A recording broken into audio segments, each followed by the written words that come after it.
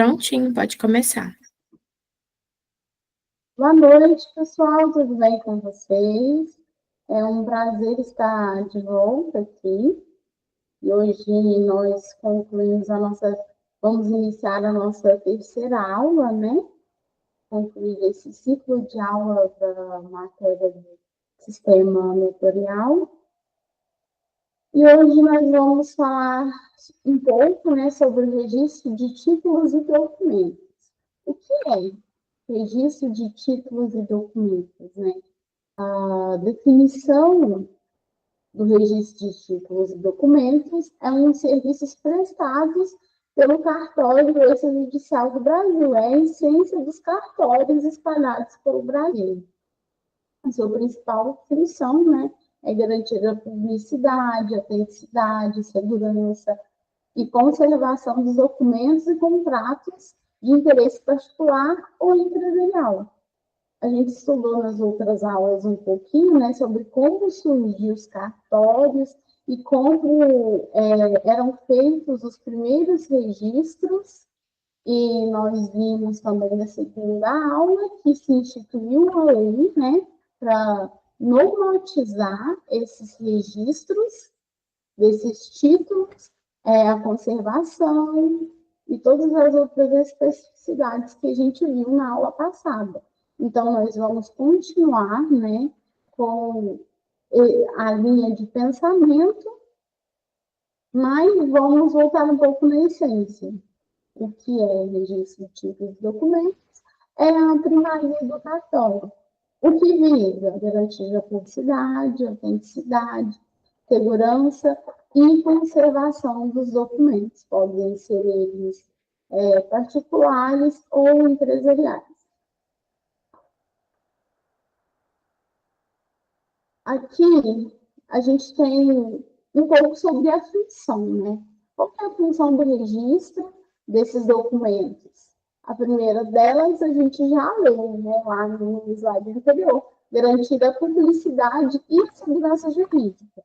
Lembrando que um contrato feito entre particulares e não registrado, não levado para registro em cartório, ele tem validade?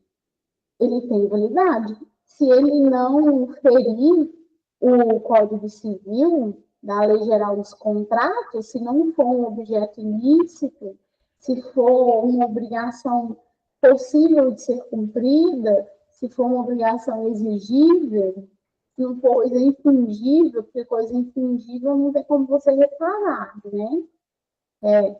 Coisa infringível é coisa que não tem preço.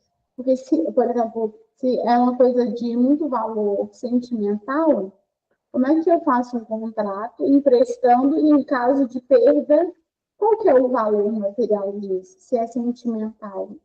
Se eu tenho apego a algum objeto, não adianta se ele vale R$ 50. Mas porque ele tem valor emocional para mim, ele é infringível, ele não pode ser dimensionado em valores. Então, se não vai ofender todas as regras, né, do Código Civil, de como deve ser um contrato particular, ele é válido, porém ele não tem a publicidade, né? A questão da publicidade, ela só é gerada em contratos que são registrados em cartório. Aí a segurança jurídica, né? A segurança jurídica, por quê? Porque o tabelião vai verificar se existe segurança jurídica para aquele negócio ser registrado. Ele não vai registrar uma coisa que não tem fundamento, sem pé nem cabeça, que ofende um direito, né? Ofende as regras gerais do contrato do Código Civil. Ele vai fazer essa verificação prévia. Por isso, da segurança jurídica, né? Eu coloquei aqui na definição, o registro confere validade e efeitos contra terceiros, garantindo que o documento tenha segurança jurídica. Só tem efeito contra terceiros, que a gente chama O técnico é erga omnes, só tem efeito erga omnes, quer dizer que é contra todo mundo. A lei entende que, se for registrado em cartório, todo mundo tem que ter ciência, você não pode alegar desconhecimento, diferente de um contrato particular. Se é feito um contrato particular e eu sou o terceiro de boa-fé, eu posso chegar para o juiz e falar assim: o juiz, eu nem sabia da existência desse contrato aqui. E ele vai aceitar a minha alegação. Por quê? Porque não gera efeito ergonômico, não gera efeito contra terceiros. Eu só não devo usar essa alegação de que eu não sabia da existência se está registrado no cartório. Se está registrado no cartório, o juiz não vai querer saber se eu sei ou não sei. Subentende-se que é minha obrigação saber. Torna-se público para todo mundo. Erga omnes. Efeito contra terceiros. Prova da data do documento e conteúdo, né? O registro assegura a data de existência do documento e o seu conteúdo, evitando a alegação de falsificação ou alterações posteriores. Está registrado, a gente vai ver mais à frente, uma escritura pública, por exemplo, está lá, ao dia tal, do mês tal, do ano tal, foi acordado entre as partes, tal. Assinam-se as partes, inclusive, a gente vai ver que no negocinho da assinatura do selo, lembra, irmão? A do selo do cartório tem até o horário, né? Ou seja, a data está mais do que provada, você impede falsificação. A conservação do documento. A gente viu na aula anterior que a obrigação do cartório é guardar as segundas vias, né? Ficar arquivado o conteúdo no cartório. É o dever do cartório fazer isso. Então, outro tipo de segurança é a conservação desse documento. Caso você tenha esse contrato, é você ir lá no cartório e solicitar uma segunda via.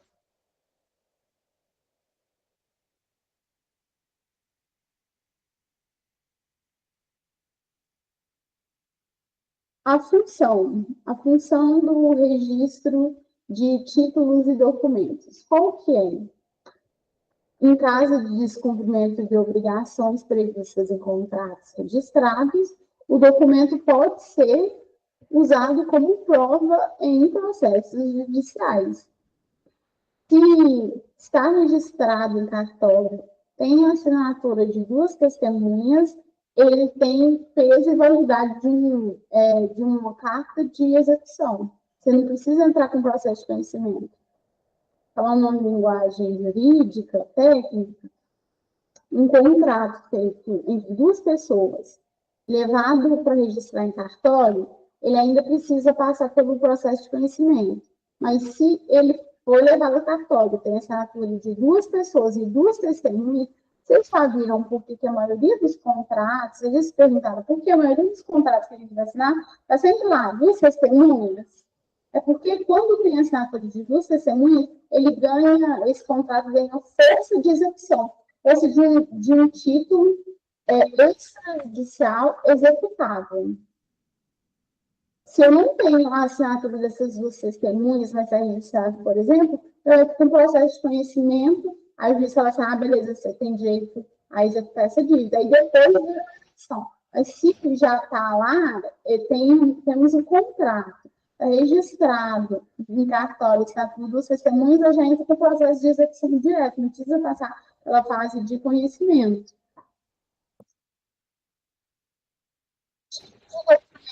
Que podem ser registrados. Eu trouxe aqui alguns exemplos, viu? Esse daqui é um rol exemplificativo, não é taxativo.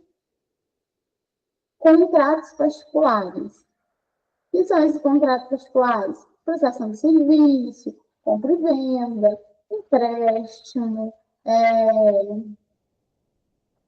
que mais? Vamos pensar aqui. Uma confissão de dívida, também são contratos particulares. Notificações extrajudiciais, avisos formais enviados a terceiros, comprovante de pagamento e quitação, documentos eletrônicos convertidos em formato físico, você tem que levar em cartório para autenticar, né? Para não se alegar posteriormente que esse documento foi fraudado eletronicamente.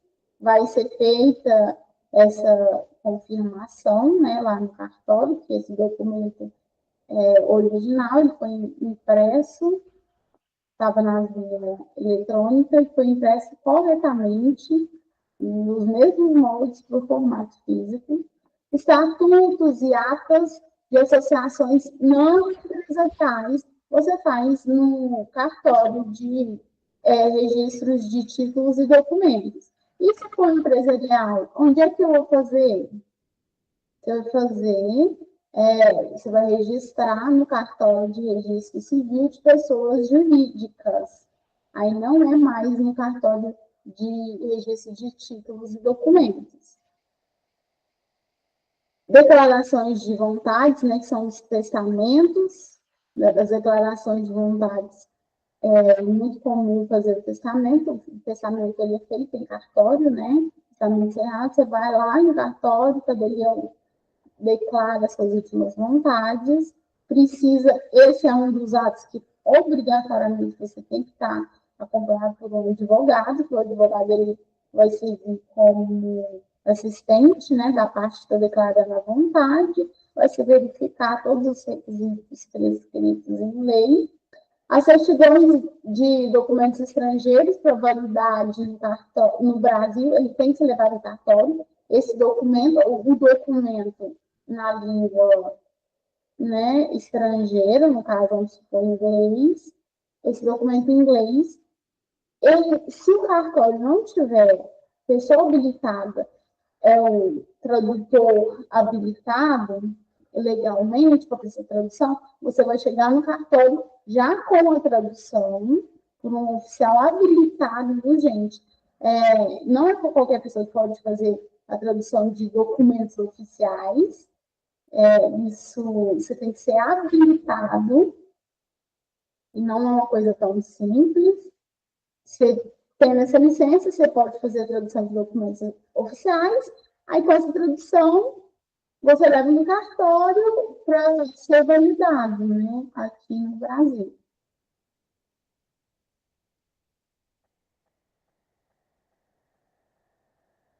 Das atribuições de registros públicos e títulos e documentos.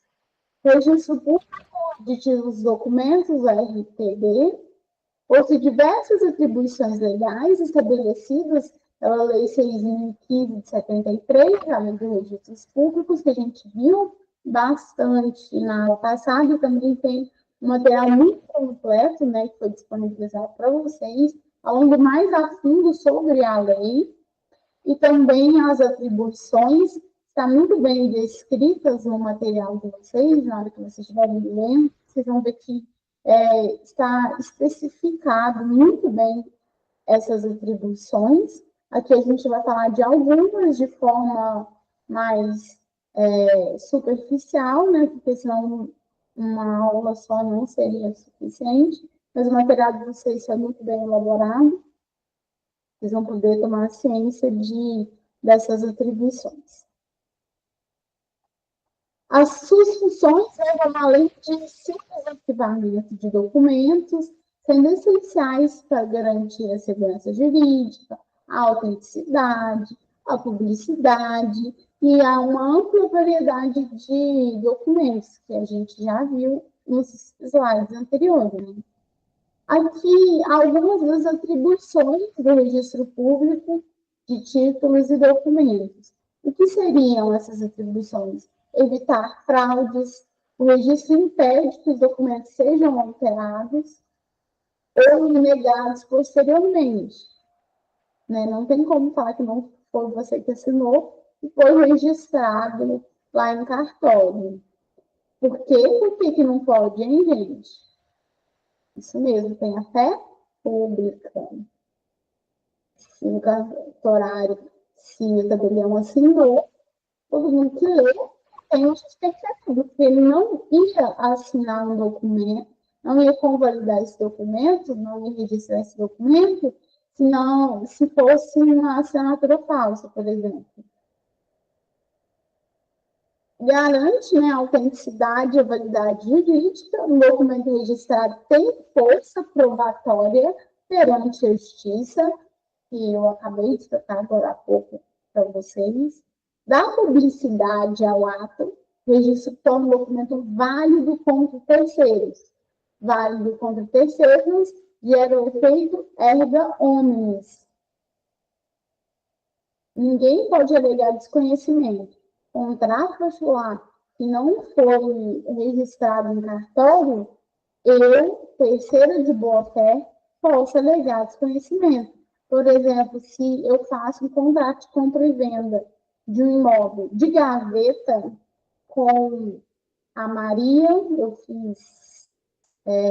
eu vendi a minha casa para a Maria, mas aí eu queria vender para outra pessoa também. Estava a fim de passar, enganar as pessoas. Aí eu vendi para a Maria, fiz um contrato de compra e venda de gaveta para ela. Ela estava super feliz, achando que adquiriu um imóvel. Só que eu também vendi esse mesmo imóvel para o João. Só que o João ele foi mais esperto. Ele sabia o que imóvel com valor superior a 30 salários mínimos não pode ser feito contrato de compra e venda de gaveta entre particulares, né, que é o termo técnico, a gente fala de gaveta, mas não existe. Contrato de compra e venda entre particulares. Ele precisa obrigatoriamente ser feito uma escritura pública de compra e venda. Aí o Joãozinho falou assim, não, beleza, eu até compro de você, tá? Você vai ter que fazer uma escritura pública de compra e venda. Aí eu falei assim, tá bom, né? Fiz a escritura pública de compra e venda, e aí o Joãozinho fez essa escritura e registrou lá no cartório de imóveis.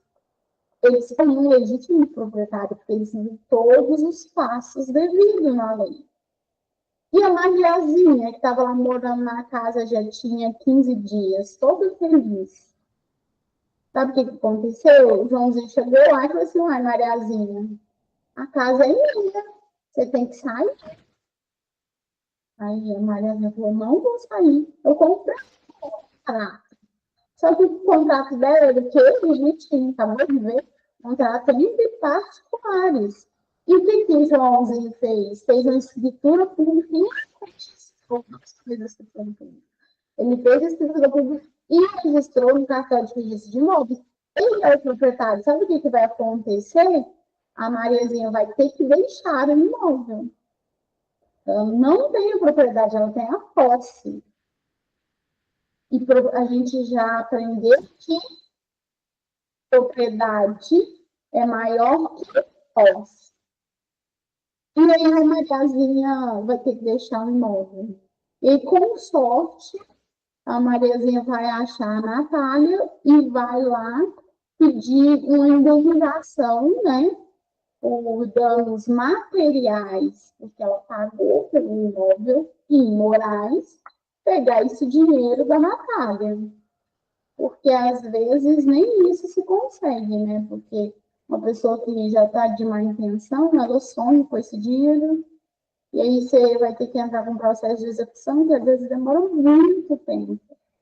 E, infelizmente, nem é certeza de você receber o seu dinheiro de volta. Então, dá publicidade contra terceiros e facilita a recuperação de documentos, que a gente acabou de ver, né? Se o documento, por acaso, se perder, você sumir esse documento, é só ir lá no cartório e pedir uma outra via. Das atribuições dos registros públicos e títulos, no que se refere ao prazo.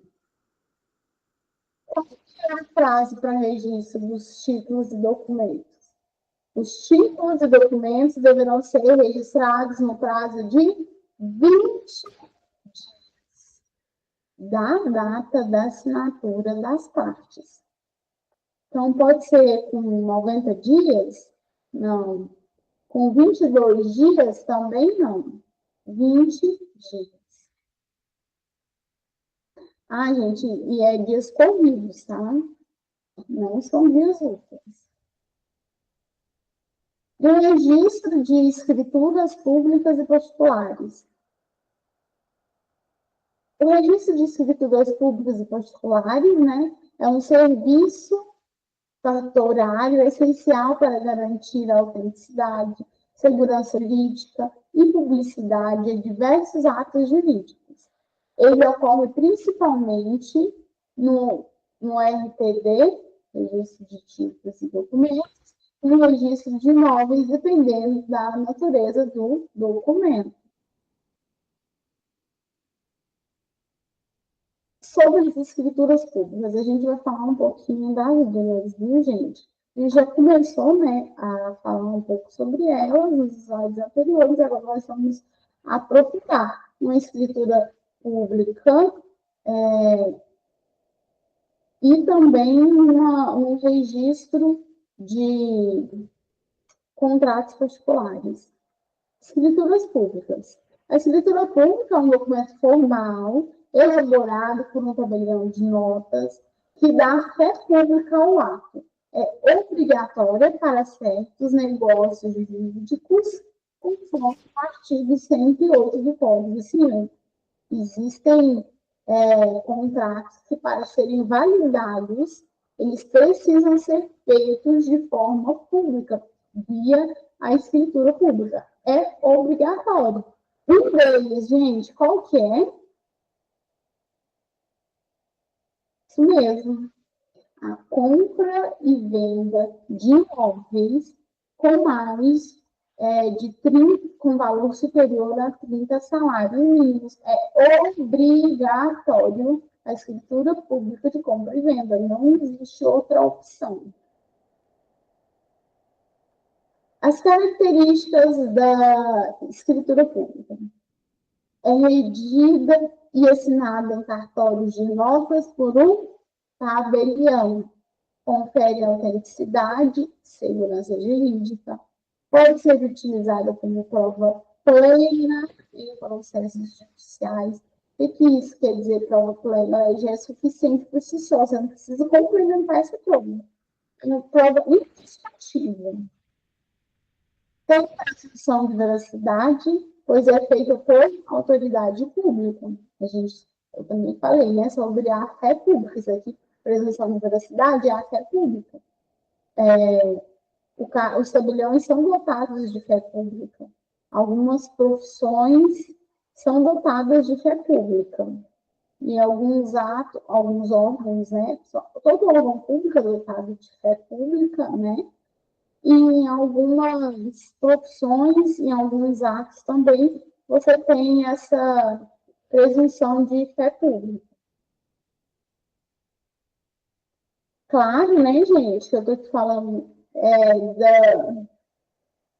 da fé pública, presunção de veracidade, só que ela é relativa para todo órgão público e para todas as posições que são imbuídas dessa fé pública. Por exemplo, o advogado, ele é imbuído dessa fé. Quando ele vai representar o cliente dele, ele parte do pressuposto, ele gosta da fé pública, porque ele está cumprindo o desejo do cliente dele. Mas se tem essa certeza que ele está fazendo o que o cliente quer, não é o que é uma presunção de fé pública de boa ação relativa, presunção da veracidade. Todos os títulos públicos têm a presunção de veracidade, né? Mas não é absoluta, ela é sempre relativa. Aqui a gente está falando de um tabelião que vai cumprir a lei. Mas, se ele quiser autenticar uma assinatura falsificada, né? Existe essa possibilidade? Existe, mas a gente não pode viver pensando no que é a exceção. A regra, ele vai fazer o serviço dele bem feito.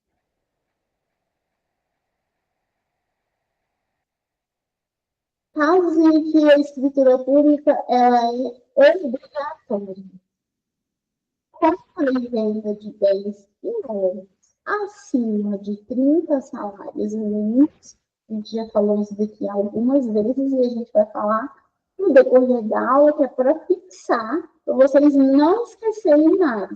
Vocês que pretendem ser corretores de imóveis, por exemplo, você vai vender um imóvel, você sabe que não existe contrato lá. A casa vale mais que 30 salários mínimos, o que hoje não é difícil, uma casa valer mais que 30 salários mínimos. Vai servir um contrato particular?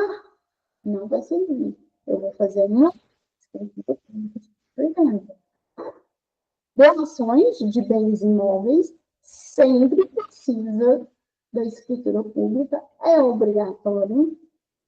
Pacto antinupcial precisa também, né, de uma escritura pública.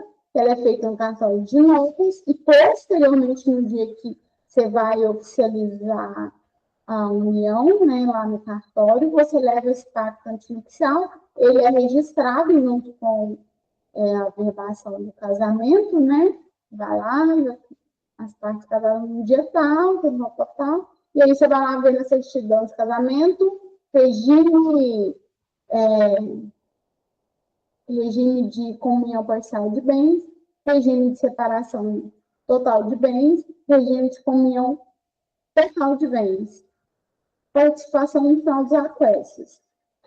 Ao ser a comunhão parcial de bens, que é regra padrão, se você falar assim, ó, chegar num cartório de registro de pessoas civis, falar assim, eu quero casar. Ele tá bom. Você deu o nome do companheiro que você vai se casar, ou da companheira, e aí você marcou a data, você falar, casou, e você não escolheu o regime de bens, sabe qual é seu regime de bens? É regime parcial de bens. Se você não escolher, a regra é sempre regime de comunhão parcial de bens. Se você quer outro regime, você tem que fazer o quê? Um pacto fui para frente aqui sem querer. Tem que fazer um pacto antinupcial, que é feito onde? No cartório de registros de documentos, né? Notas e documentos. Aí você vai fazer um pacto antinupcial que vai ser registrado lá. A constituição de usufruto de imóveis também é feita por escritura pública. Inventário e partilha, quando não há litígio, ele pode ser feito extrajudicialmente, no cartório de notas. Você não precisa, obrigatoriamente, sempre entrar na justiça para fazer um inventário. Se não há litígio, não há incapazes, você pode fazer esse inventário de forma extrajudicial. E a doutrina, né, já vem, só a título de curiosidade para vocês, a doutrina já vem aceitando, inclusive, divórcios e inventários, quando as partes estão de acordo, inclusive com menores envolvidos, mas aí o Ministério Público tem que dar um aceite, ele tem que se manifestar para concordar que está tudo sendo feito conforme o ordenamento jurídico brasileiro. Isso é recente ainda, né? Então, assim, eu só ativo de curiosidade para vocês. Mas inventário e partilha, ele pode ser feito exclusivamente no cartório.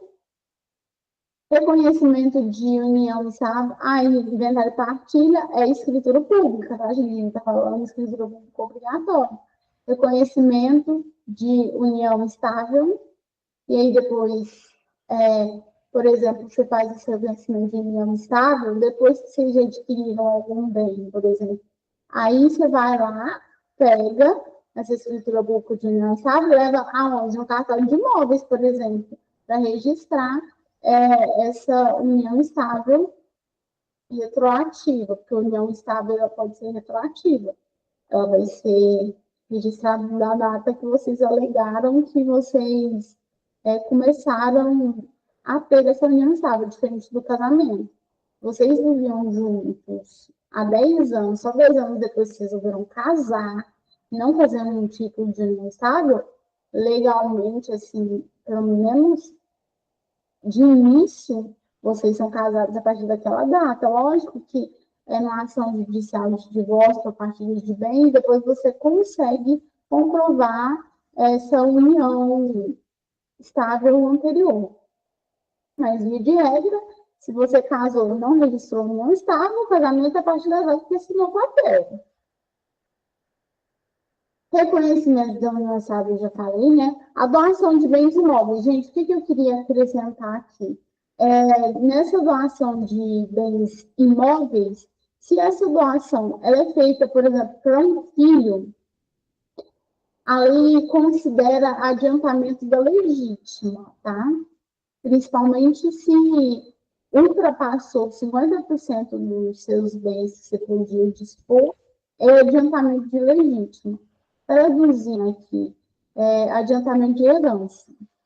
A doação é feita de pai para filho, de imóvel, ela é considerada adiantamento de herança. Aí, quando ele falecer, você já não você vai ter, aquele imóvel vai ser abatido do seu valor da herança. Passou dos 50% mais um do patrimônio do pai, por exemplo, e ele doou 50% mais um, é considerado adiantamento de herança. Registro de escritura pública. Registro de escritura pública nos registros de imóveis, né? De praxe, escritura pública de compra e venda, doação ou usufruto sobre imóveis. Registro civil de pessoas jurídicas, onde são feitos os estatutos e atas das entidades, registro de títulos e documentos.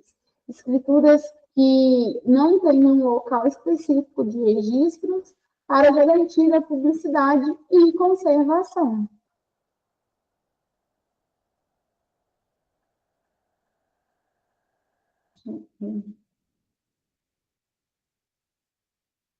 Aqui, as escrituras particulares, né? A escritura particular é um documento elaborado sem a presença de um tabelião, podendo ser feito diretamente pelas partes envolvidas. O registro ele não é obrigatório, mas se recomenda-se, né, para evitar os questionamentos futuros. Quando registrado no registro de títulos e documentos, o documento ele tem uma validade jurídica ampliada e fica protegido contra perdas e falsificação. O termo escritura nem correto, né? Escritura é sempre escritura pública. Aqui a gente está falando de uma convalidação de documentos particulares. Escritura ela é sempre pública. Até no material de vocês tem essa diferenciação técnica. Vocês vão ler, né? Se vocês estiverem lendo o material, é feita essa distinção. Eu coloquei aqui porque é comercialmente conhecido, mas o termo técnico, como está no material de vocês, escritura é sempre registro público.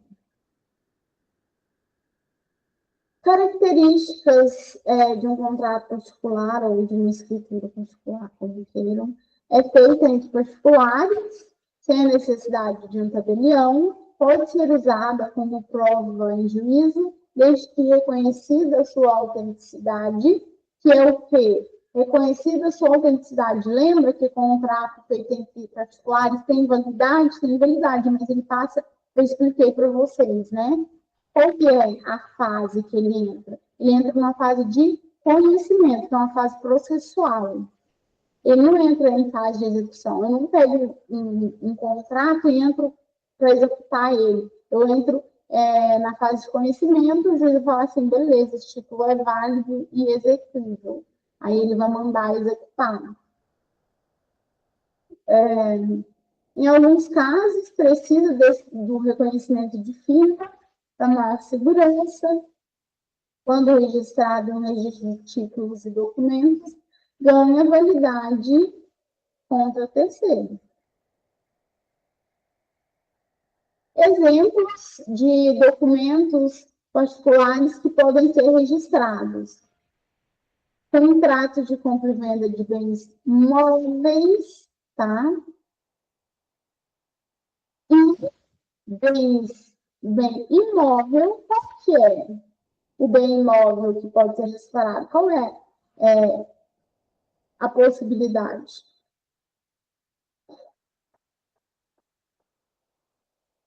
Muito bem, isso mesmo. Para contratos de compra e venda de imóvel com valor inferior a 30 salários mínimos. Aí não é obrigatório. É um documento particular, pode ser registrado ou não. Contrato de prestação de serviços, declarações de vontades, mas não testamento, viu, gente? Essa declaração de vontades aqui não é o testamento. Testamento é obrigatoriamente escritura pública, tá? Comprovante de pagamento e quitação, acordos entre particulares e negócios diversos.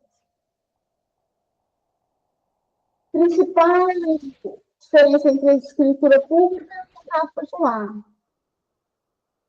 Quem elabora a escritura pública é sempre o tabelião de notas. Já o contrato particular, as partes interessadas. Presunção de veracidade. Escritura pública? Sim, tem a fé pública. E a presunção de veracidade em contratos particulares? Não, não tem essa presunção de veracidade. Você precisa provar. Lembra que a gente viu a característica dos contratos desculpa.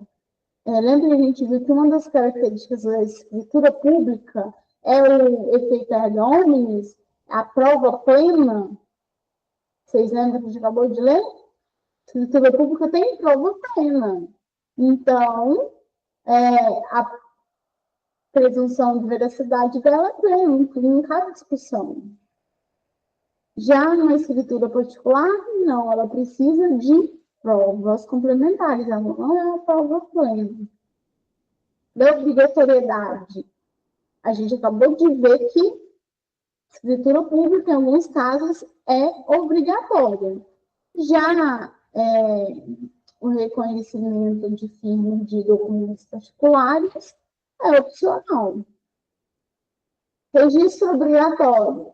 Escritura pública depende do caso. Por exemplo, uma escritura pública de compra e venda de imóvel é obrigatório o registro.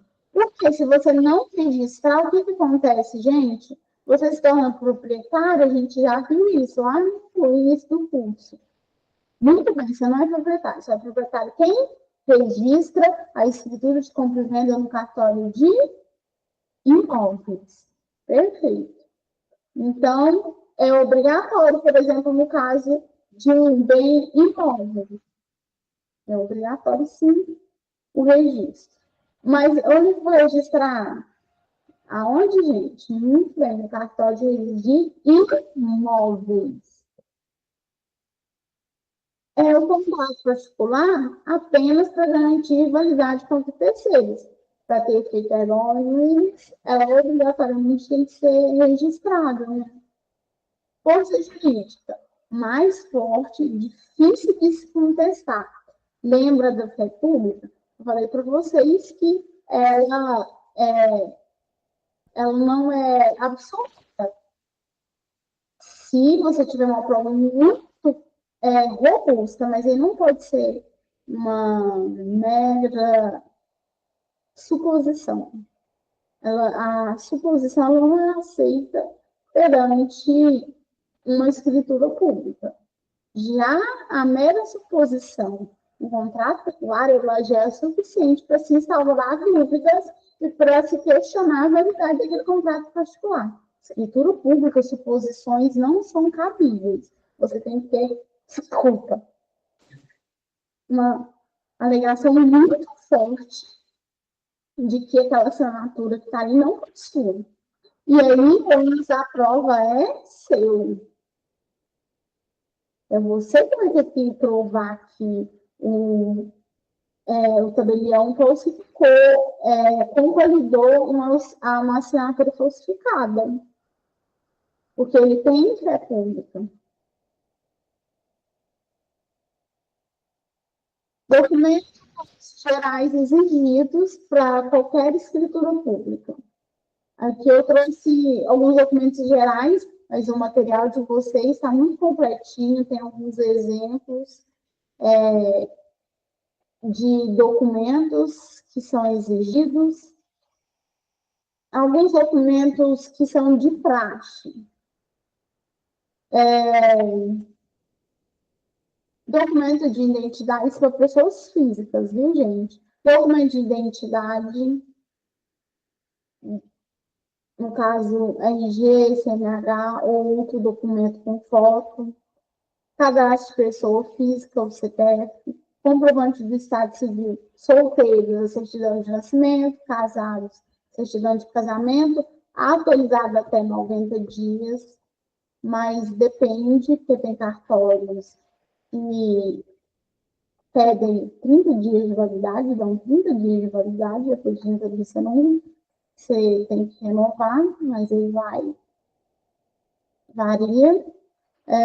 Divorciados, certidão de casamento, converbação do divórcio, núcleo, certidão de casamento e certidão de óbito do cônjuge falecido.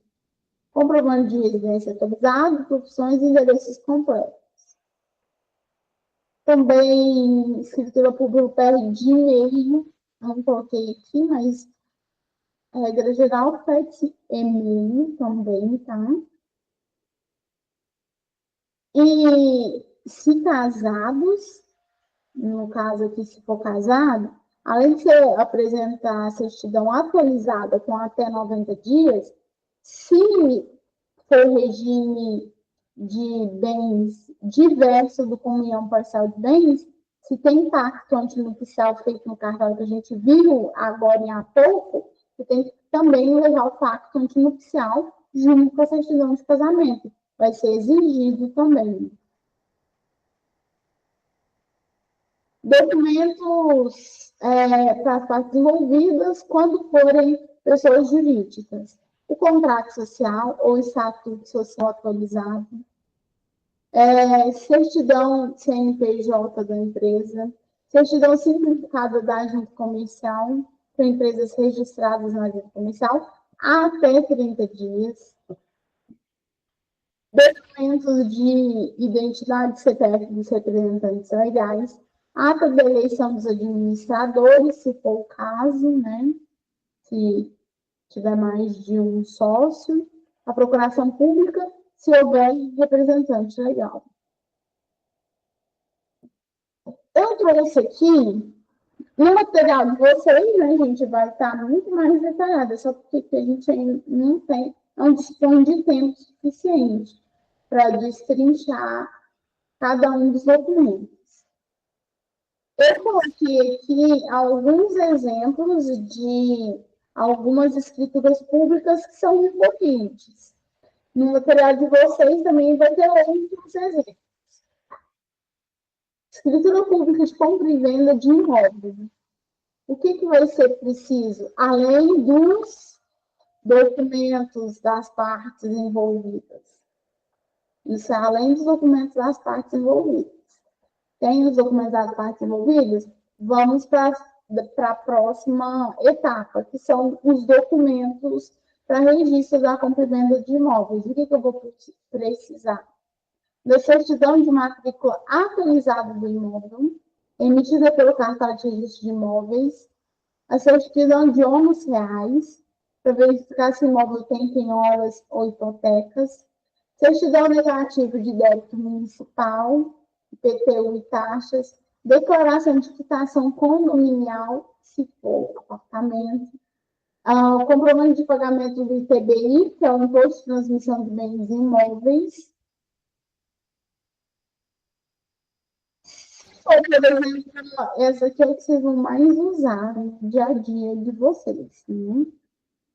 Esses são os documentos de praxe que serão exigidos, tá? Escritura pública de doação. Pede-se a certidão de matrícula do imóvel, a certidão negativa de débitos municipais, de pagamento de ITCMD, que é Imposto de Transmissão Causa Mortes e Doação, concordância do cônjuge doador, se for casado em contrato de comunhão parcial de bens ou contrato de comunhão universal de bens. Se for separação total de bens ou participação final nos aquestos, não é necessário.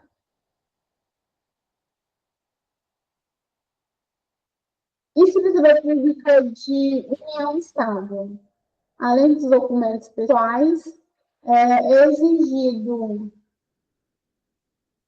declaração de residência e o tempo de convivência. Vocês lembram que eu falei para vocês? União estável, na hora que você vai declarar, você que vai falar para o tabelião com o relacionamento. Ela não vai ser feita com base na assinatura da união estável, diferente do casamento. O casamento, tecnicamente, ele começou na data em que ele foi assinado.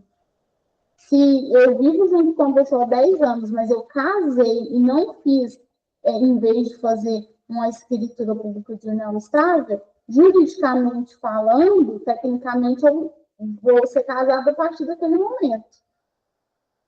Aí, para você provar que você vive em união estável, você tem que entrar com um processo na justiça para que o juiz declare uma união estável antes do casamento. Então, se você vive há muito tempo com uma pessoa, faça a declaração de união estável, porque senão, posteriormente, pode ser que você tenha que entrar com a ação judicial para que o juiz declare essa união estável. Para você contar para ele desde quando vocês viviam juntos. Se você já faz uma declaração em escritura pública de união estável, você fala que o cartório, eu vivia com ele desde 2002. Aí aqui, definição dos regimes de bens também, né, que vocês podem escolher, ou comunhão parcial de bens, ou comunhão total de bens, separação total de bens, participação final nos aquestos. Escritura pública de divórcio extrajudicial, né, feita no cartório, você vai precisar de certidão de casamento atualizada, documento de identidade, CPF casal, certidão de nascimento dos filhos, se houver, comprovante da partilha de bens, se houver bens, ou vocês não são obrigados a partilhar, vocês podem só se separar, mas, nossa, assim, juridicamente falando, isso não é recomendável. Inclusive, os magistrados hoje dificilmente aceitam fazer uma separação sem partilha de bens já de imediato. Mas isso era muito comum antigamente. Pode ser que vocês peguem, viu, gente? Já aconteceu. Você pegue um imóvel, né? Aí o cara vai falar para você assim: não, eu já sou separado, tem muitos anos. Aí você tá, né? Beleza, você confia na palavra da pessoa. Aí você vai pegar lá a escritura do imóvel, a matrícula do imóvel, na matrícula do imóvel está lá, no registro do imóvel está lá, assim, que fulano e fulano são proprietários do imóvel. Você fala assim, Joaquim, você não falou que você era separado? Aqui está falando que vocês são proprietários ainda, os dois. Ah, não, é porque eu só separei, ninguém dividiu os bens. Se você só separa e não partilha os bens, vocês são proprietários ainda, os dois. Aí, para você vender, você precisa da autorização do outro. Certidão de casamento, né? Para fazer o divórcio. Certidão de casamento atualizada, documento de identidade do casal, certidão de nascimento dos filhos, comprovante da partilha de bens, certidão de matrícula do imóvel a ser partilhado, declaração de inexistência de filhos menores ou incapazes, e como eu atualizei vocês já aqui, hoje é possível fazer, alguns cartórios já estão realizando o divórcio, ainda com filhos menores, se for consensual, e o Ministério Público ele tem que fazer o marketing, né, para o termo técnico, mas ele vai fazer assim, o vigia, ele vai defender os interesses do menor, falar de uma maneira mais simples, para que todo mundo possa entender. Escritura pública de inventário e partilha. Para você fazer uma escritura pública de inventário e partilha, vai ser necessária a certidão de óbito do falecido, as certidões de casamento e nascimento dos herdeiros, certidão negativa de débitos na Receita Federal do falecido, a relação dos bens do espólio, certidão de matrícula de imóveis, a guia para o pagamento do ITCMD, imposto de transmissão, causa mortes ou doação. Observações importantes. Todos os documentos devem estar atualizados. A maioria das certidões tem validade de 30 a 90 dias. Os documentos podem variar conforme o cartório e estado, a exigência desses documentos, e o tempo, né, para que eles sejam novamente emitidos. Se houver representação por terceiro, será necessário uma procuração pública específica. A presença do advogado pode ser obrigatória em alguns atos, como divórcios, inventários, também testamentos, é obrigatória a presença de um advogado.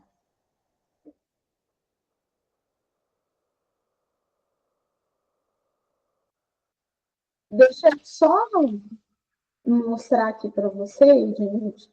Tem um inventário de uma partilha de um processo é público, né? Então, assim, o inventário e a partilha, ele está disponível nos cartórios, qualquer pessoa pode chegar lá e ver, né? Então, é por isso que eu vou estar mostrando para vocês, porque é um documento público significa um isso conta terceiro. Vou mostrar um aqui para vocês. Como é feita uma escritura pública de.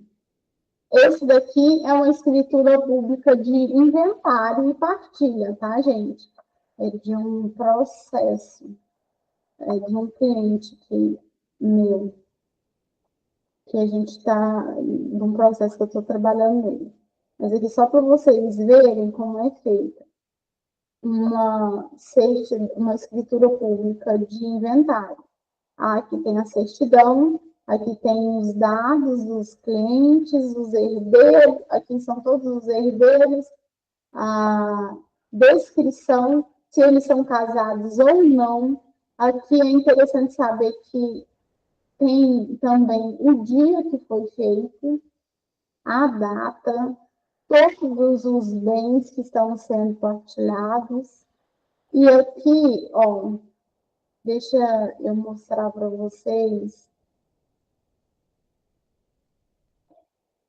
que, se vocês olharem aqui, tá aqui, ó, segundo tabelionato de notas, aqui é da cidade de Ituiutaba, selo de fiscalização, código de segurança, a quantidade de atos, o valor, o total, o ISS, quem fez, qual foi a escrevente, a validade do selo no site.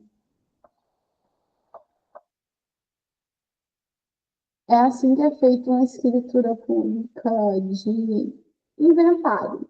Mas também a gente viu que existem outros tipos de escritura pública. E elas seguem o mesmo rito, tá? Você tem que pôr um livro, você tem que colocar a data que você, né, o escrevente está redigindo o ato. E, por exemplo, quando é feito um divórcio, né, num cartório, como é que funciona? A gente marca o escrevente feito, né, o divórcio, a ata do divórcio, a escritura pública do divórcio, ele vai marcar um dia, tal dia, compareça as duas partes interessadas e o advogado, né, no caso, aí a gente vai com as partes, normalmente se é de comum acordo, não tem dois advogados, até porque está todo mundo concordando, né? A gente chega lá no cartório, tem a hora marcada, aí a escrevente, você entra dentro de uma sala, a escrevente vai falar o nome dela, vai ler, sabe, esse documento aqui, nesse caso aqui, foi lido lá para as partes interessadas, e toda vez que vai ser assinada a escritura pública, antes de ser assinada a escritura pública, o escrevente, o tabelião, ele vai ler em voz alta e audível, e vai perguntar se todo mundo entendeu, tem a ciência e vai ser assinado. No caso de inventário e divórcio, testamento, também é obrigatória a presença de um advogado na sala. Depois que é feita a leitura, é que se assina. É por isso que depois você não pode alegar desconhecimento. É feita a leitura. Ninguém vai assinar um papel sem ler.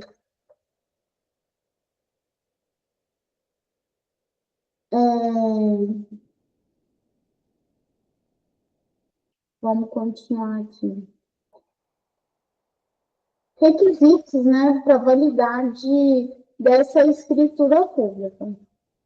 Quais são alguns desses requisitos? Um dos requisitos é a lavratura em cartórios de notas, a escritura deve ser elaborada por um tabelião de notas, tem que é pública e competente para formalizar o ato. A presença das partes e representantes legais, que eu acabei de falar, as partes em alguns atos é obrigatória a presença de um advogado, e também, se você está com procuração, precisa da procuração pública, se você está representando alguém lá no ato. A capacidade civil das partes tem que ser verificada, isso é papel do escrevente, né, do tabelionato. Ele vai ver se os envolvidos são maiores de 18, tem plena capacidade jurídica. O que é plena capacidade jurídica? É plena cognição. A parte cognitiva dele está em perfeito estado. Ele sabe o que ele está fazendo, ele tem consciência disso. Isso é uma capacidade jurídica para realizar o ato. Os menores de 18 anos ou pessoas com alguma incapacidade devem ser representados ou assistidos por seus responsáveis legais. O que é representado e assistido? Menor de 16 anos, ele é representado. Maior de 16 até 18, ele é assistido. O que é assistido? Precisa da pessoa que é maior de 18 anos e seja do lado. Isso é assistir, lembra? Assistir é ver, estar do lado. Representar é que um menor ou incapaz não vai nem assinar, porque ele não tem essa titularidade possível. E esse daqui que eu falei, de menor de 16 anos, gente, é para alguns atos, tá? Da vida civil. Outros, a não ser que ele tenha 18 anos, ou seja, emancipado, não será possível. Por exemplo, se vai ser um financiamento estudantil, ele começou na faculdade com 17 anos, ele ainda tem 17 anos, ele não pode fazer um financiamento, mas ele é relativamente incapaz. Aí ele assina, o responsável legal assina embaixo. Mas existem alguns atos que você obrigatoriamente ou tem que ser emancipado ou tem que ter completado os 18 anos. Manifestação da livre vontade. A escritura deve ser feita sem coação, erro ou vício de consentimento, é por isso que eles leem voz alta, audível, pergunta se todo mundo está escutando, o tom de voz está adequado, todo mundo entendeu o que leu. Também ser alegado vício de consentimento.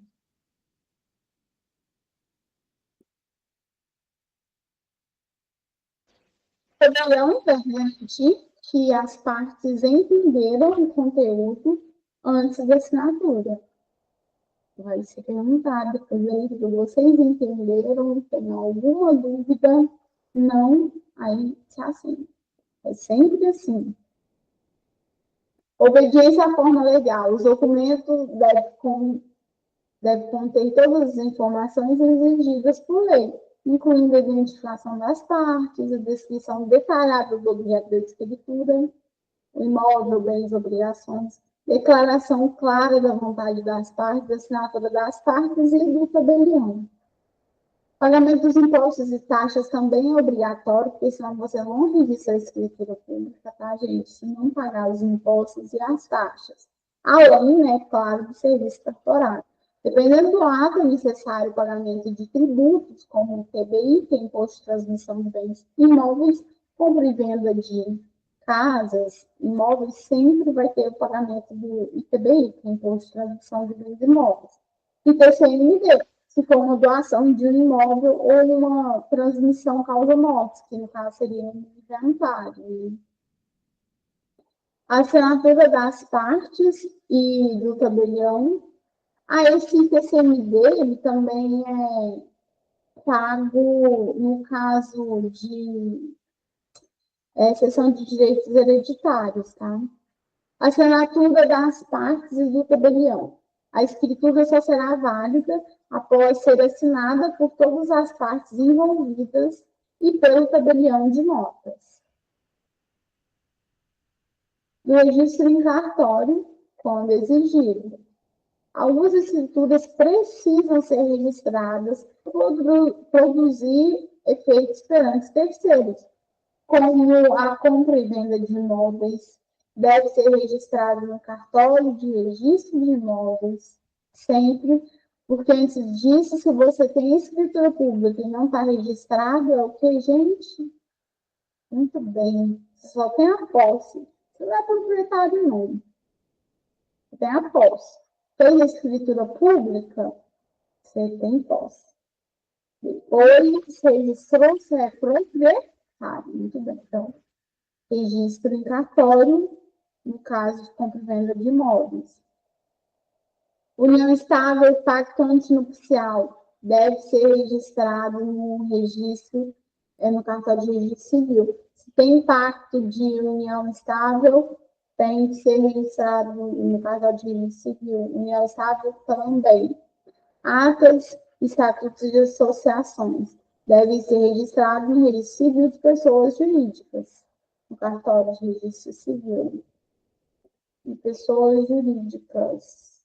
Consequências da falta desses requisitos. E se esses requisitos não forem observados, o que acontece? A escritura pública não atender a algum dos requisitos poderá ser considerada invalidada ou anulável se houver erro, coação, incapacidade das partes ou falta de pagamento de tributos, sem efeito pelos terceiros, não tem efeito ergômenos, inexequível, se faltar clareza na manifestação de vontade ou se estiver incompleta.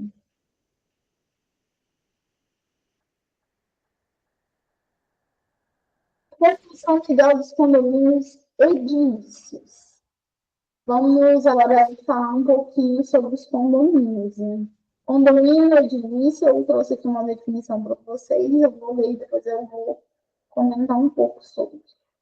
Condomínio edilício é uma forma de propriedade na qual o imóvel é dividido em unidades autônomas, ou seja, é separadinho, né? Aqui apartamentos, salas comerciais, etc., pertencentes a proprietários individuais e tem áreas comuns, tá? Precisa ter áreas comuns, compartilhadas entre todos os condôminos.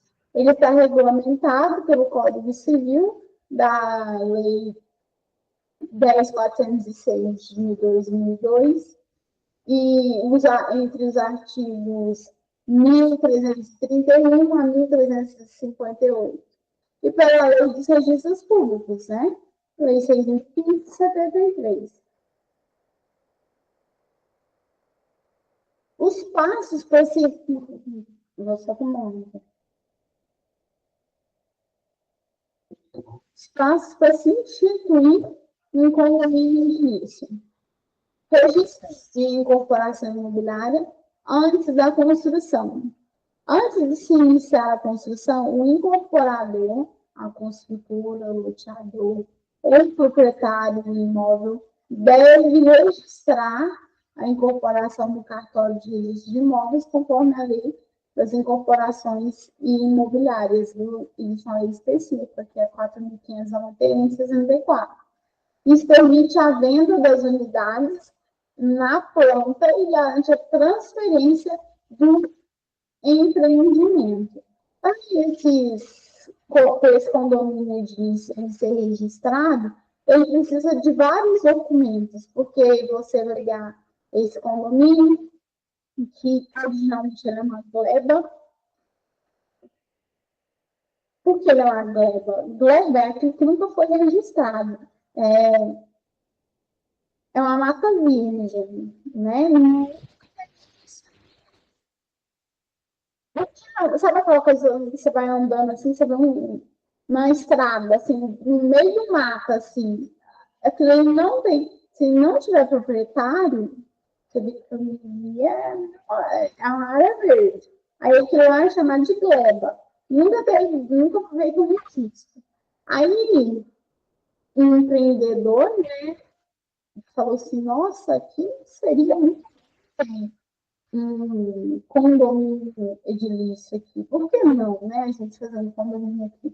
Aí ele vai pegar essa gleba, ele registra, mas agora ele compra, né? Que é do Estado, ele compra esse terreno e ele vai construir. Ele vai fazer o quê? Isso aqui é um condomínio que a gente acabou de ler na definição ali atrás, são partes individualizadas, necessariamente a gente precisa ter um espaço individual. Se não pode ser, por exemplo, um imóvel, vamos supor assim, um encantado, né? Tem vários herdeiros, são 5 irmãos e uma casa. Eles são condôminos, eles são coproprietários. Mas eles têm um condomínio edilício, porque eles fizeram um só. Condomínio edilício é obrigatoriamente separado por imóveis individuais. Aí ele está separado dos imóveis individuais. Ele vai atender todas as especificações para ser feito um loteamento, né? Acesso das vias públicas, encanamento, rede elétrica, esgoto. Tem viabilidade para ser feita? Tem viabilidade para ser feita. Ah, então eu vou apresentar um projeto arquitetônico, né? Tem que ser aprovado pela prefeitura, porque a prefeitura que vai dar essas diretrizes. Toda vez que vai ser feita uma incorporação imobiliária, você precisa ver quais são as diretrizes do município, cada município tem suas próprias diretrizes. Se aquele espaço lá está aberto, ele está no plano piloto do município, para ser. Existe a possibilidade de ser feito um loteamento ali. Ah, tudo bem. Porque, por exemplo, o plano piloto de Brasília, né? Lá não pode ser construído em qualquer lugar, porque eles têm a cidade vista de cima, ela tem que manter um desenho arquitetônico. Ok? Então, o plano piloto lá não se pode construir em qualquer lugar. A prefeitura tem seu plano piloto que não aceita construções em qualquer lugar, porque existe as áreas de APP, né, área de preservação ambiental, que não pode ser mexida se eu quiser construir, se eu for um incorporador e quiser construir uma área de APP, eu vou ter o meu projeto negado pela prefeitura. Mas aí, beleza, eu vi que tem potencial naquela gleba, comprei, vou fazer um loteamento. Quero construir um condomínio. Os documentos são necessários. Título de propriedade do terreno, projeto arquitetônico aprovado pela prefeitura, memorial descritivo de construção, memorial, certidões negativas, né, de débitos fiscais e trabalhistas, estudo de viabilidade econômica, porque se você constrói, né, gente, se eu monto um bairro, ou casas, né, você fez um condomínio de ali, eu vou ter que ter escola perto, porque quem mora ali vai ter que estudar em algum lugar, né? Então, assim, você tem os limites que, dentro daquele limite territorial, obrigatoriamente tem que ter uma creche, tem que ter uma escola, tem que ter acesso à saúde, né? Tem que ter um posto lá perto, acesso às vias públicas, como é que vai ser, se vai ser controlado ou não, a gente vai ver mais à frente os tipos de condomínios.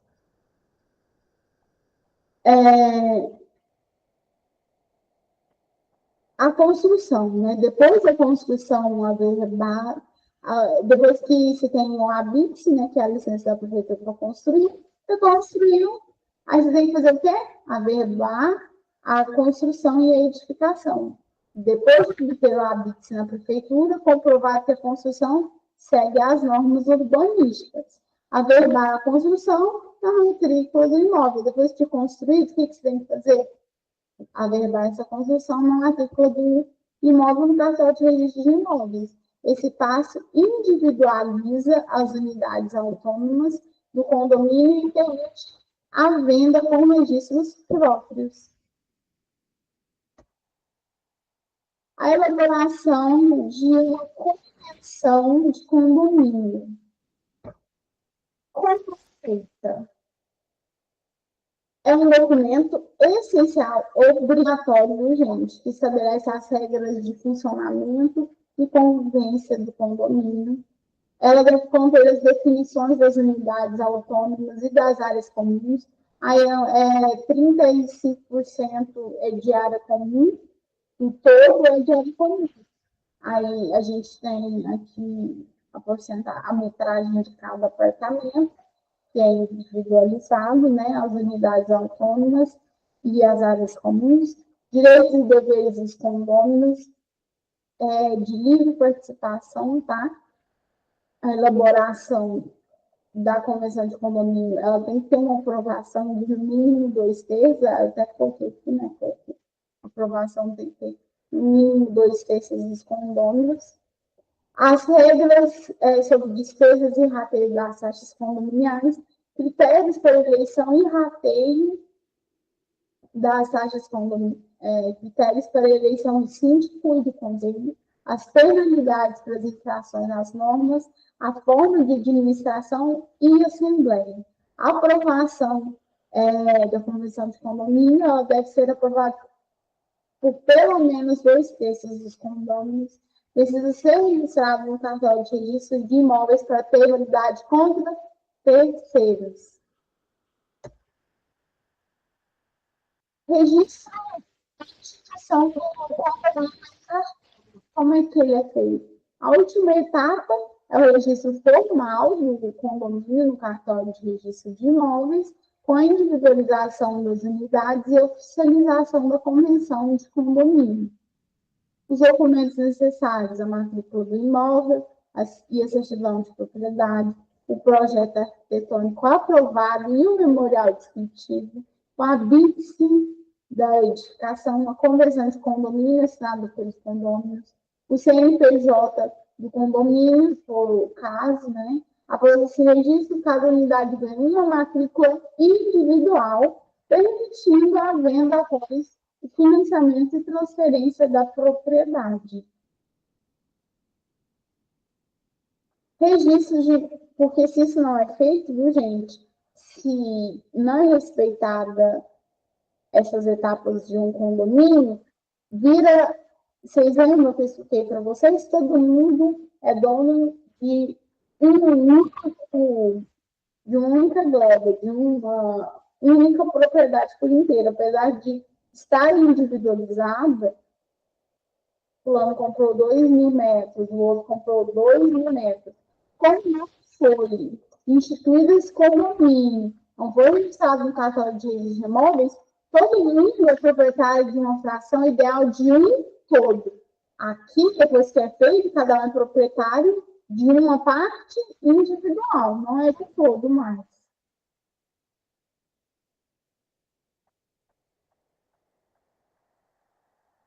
Aqui já vi. O registro de incorporações imobiliárias é um procedimento legal exigido para que o empreendedor ou construtora possa comercializar unidades de empreendimento antes da conclusão dessa obra. Esse registro é feito no cartório de registro de imóveis e segue as normas da Lei 4.591 de 64, que é a Lei de Incorporações Imobiliárias. O que é uma incorporação imobiliária? A incorporação imobiliária é o processo pelo qual um imóvel é transformado em condomínio edilício, permitindo a venda de unidades na planta antes da construção. Depois que eu instituí essa convenção de condomínio, me atentei a todas as regras legais e registrei que tem uma unidade individual, né? Aí eu posso oferecer esse apartamento antes mesmo de ser construído. Ao que as pessoas chamam de comprar na planta, né? Mas o nome técnico é um contrato de promessa de compra e venda. Contrato de promessa de compra e venda é obrigatoriamente imóveis na planta. O objetivo do serviço de se registrar uma corporação imobiliária, né? Garantia de segurança aos compradores, que você vai comprar uma unidade já individualizada, porque se você compra sem registrar a incorporação imobiliária, você compra muito pouco, você não é dono sozinho de uma fração ideal. Evita fraudes e protege os adquirentes, né? Define a divisão das unidades e as áreas em comuns, permite financiamento e venda dessas unidades antes da conclusão da obra. Quem deve registrar essa incorporação? O registro deve ser feito pelo incorporador, pode ser o proprietário do terreno, uma construtora ou empresa responsável pelo empreendimento, investidor que desenvolve o projeto. Quais são os documentos, né? Título de propriedade do terreno, projeto arquitetônico aprovado pela prefeitura, memorial descritivo, quadro de áreas discriminadas às unidades individuais e as áreas em comum, plano de construção, os documentos do incorporador, que é aquele padrão que a gente viu lá no começo da aula, né, para as escrituras públicas, certidões negativas de débitos fiscais, trabalhistas e municipais, comprovante de quitação do INSS de obra, registros jurídicos e financeiros, a minuta da convenção de condomínio, o memorial de incorporação, que descreve as características do empreendimento, e sua de viabilidade financeira. Aí aqui eu trouxe o processo, né? Que tem que reunir toda a documentação, protocolar o pedido, aí é feita uma análise, aí se tiver tudo ok, você registra essa incorporação imobiliária, se não tiver, tem uma nota devolutiva para sanar as irregularidades, aí você tem a emissão da certidão de incorporação. A importância do registro, né, evita vendas irregulares, assegura a legalidade e protege os compradores, facilita o financiamento bancário para os adquirentes, né, porque está registrado, é bom falar assim, está seguro. Garante que a obra será entregue conforme prometido. E aqui um assunto bem relevante, tá, gente? Que é o regime de afetação das incorporações imobiliárias.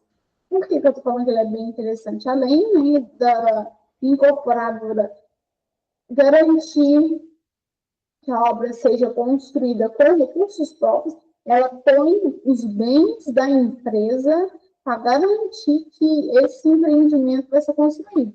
Isso atrai o que a gente viu lá na aula de sistema financeiro imobiliário, os investidores, os FFI, né? Fundo de investimento imobiliário. Se tem patrimônio de afetação, quem vai investir vai fazer, não, essa obra ser concluída, porque já foi dado patrimônio de garantia. Aí aqui eu coloco, né, explico um pouquinho o que é esse patrimônio de afetação, que eu acabei de falar para você, né? Separa o patrimônio do empreendimento do patrimônio do incorporador. O incorporador fala assim, não vou dar como garantia esse patrimônio essa agora é suficiente para construir esse imóvel. Mesmo que eu não venda mais unidades, por exemplo, ele vai ser construído, porque tem dinheiro.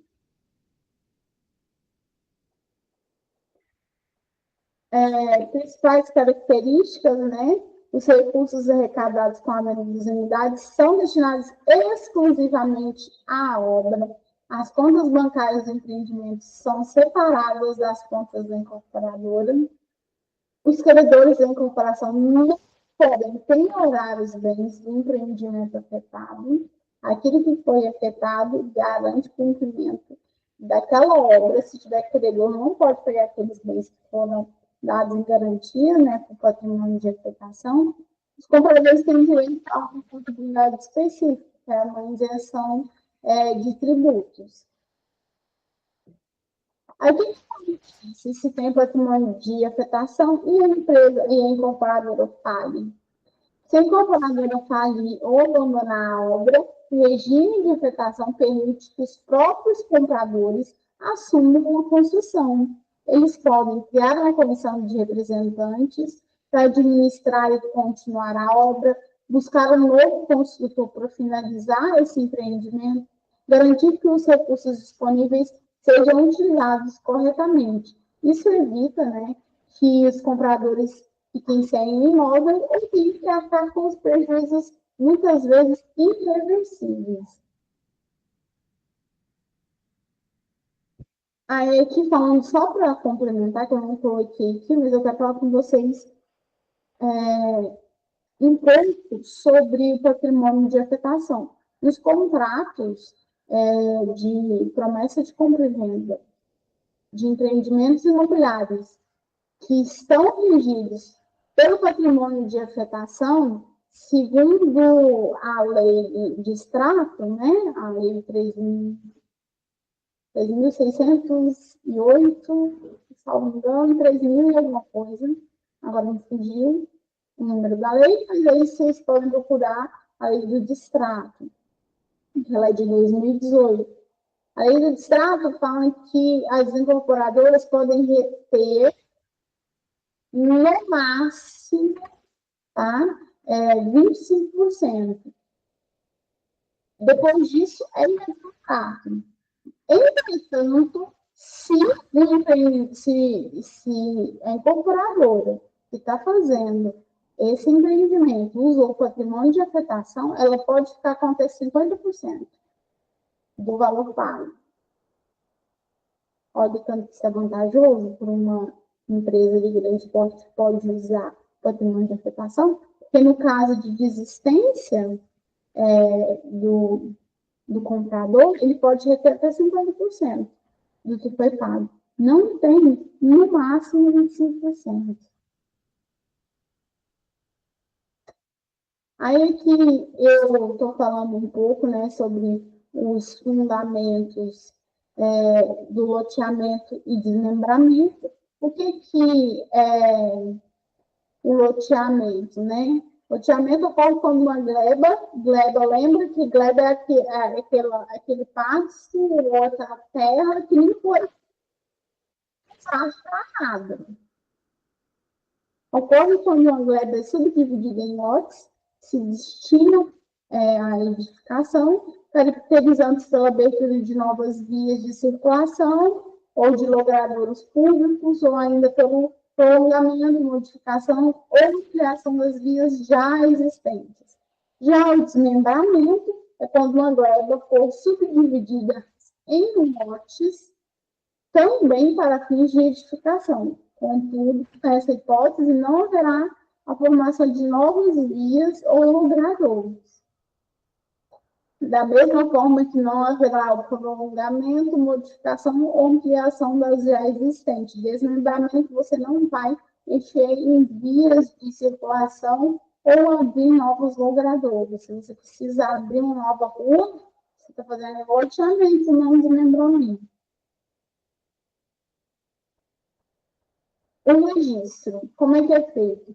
O registro do loteamento é feito por extrato na matrícula do imóvel, são necessários os documentos como certidões negativas de ações pessoais, penais, reais e de protesto de títulos. O registro do loteamento é feito no livro 2 da matrícula da área original, né? O registro inclui dados como o plano, a denominação, as praças, as áreas verdes, as vias, os lotes, entre outros. Registro do loteamento implica na abertura de novas ruas ou de prolongamentos de ruas existentes. Já o desmembramento é feito aproveitando o sistema viário já existente. Então, não abrir rua. Abrir rua, gente, como é que é? Abrir rua. O produtor deixa de ser desmembramento, vira loteamento. Muito bem. São necessários documentos como a certidão de matrícula do imóvel autorizado, levantamento topográfico, certidão negativa de tributos municipais e a comprovação de pagamento de taxas cobradas no cartório. Desmembramento é a subdivisão de gleba em lotes destinados à edificação. Destinação dos condomínios urbanísticos. Um condomínio urbanístico é um empreendimento imobiliário que gera unidades autônomas, em vez de lotes. Condomínio edilício é horizontal ou vertical. Vertical são os prédios, viu, gente? E horizontal são os condomínios de casas. Está disciplinado no artigo 1331 a 1358 do Código Civil e também na Lei 4.591 de 64. Ela se caracteriza pela apresentação de uma propriedade comum ao lado de uma propriedade privativa. O que isso quer dizer, gente? Existe a unidade individual, né, a unidade privada autônoma, e existe a de área comum. É isso que eu estou dizendo. Propriedade comum é a área comum desse condomínio. É o salão de festas, o parquinho, o que estiver lá dentro desse condomínio. É a área privativa, a sua casa dentro do condomínio. A destinação, né, desses condomínios urbanísticos, cada condomínio é titular com exclusividade da unidade autônoma, né, que seja de apartamento, escritório, e titular das partes ideais das áreas comuns, que eu acabei de falar com vocês, né? Condomínio convencional, que eu disse, e o condomínio especial, que é o urbanístico. O condomínio edilício é um tipo de condomínio que se caracteriza por ter áreas de uso exclusivo e áreas de uso comum. Já o condomínio urbano é um tipo de imóvel com construções horizontais em vez de verticais. Condomínio urbano são os condomínios fechados aí da vida, sabe? Aqueles condomínios que tem todas as regras, né? Tem todas as especificações de normas, tem a convenção de condomínio, pode fazer barulho, não pode, quem entra, secretário ou não. Mas são casas. Condomínio especial, a gente está falando de casas. Condomínio edilício, a gente está falando de prédios. Pessoal, por hoje é só, a gente se estendeu um pouquinho, mas é porque o conteúdo é muito extenso, eu queria falar um pouquinho sobre cada um desses assuntos, mas o material de vocês foi muito bem feito, então está explicado com riquezas de detalhes que são necessárias, e para mim é sempre um prazer estar aqui compartilhando um pouco do que eu sei com vocês, que vocês tenham um bom estudo, né? Aproveitem esse momento de estudo, seja muito produtivo, precisando, eu estou à disposição. Tenham uma boa noite, um bom dia, uma boa tarde, né? Depende de quando vocês vão assistir a aula. Tchau. Excelente noite, professora. Obrigada, Nívia. Deus.